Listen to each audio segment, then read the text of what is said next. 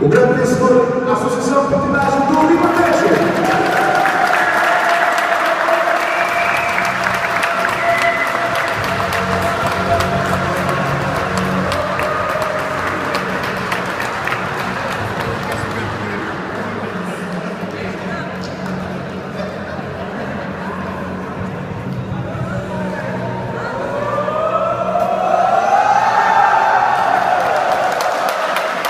Então, a Sociedade de Patins agradece a todo mundo presente por todo o ano que se fez nesta final em todos os jogos do dia de anos. O nosso muito obrigado e até uma próxima.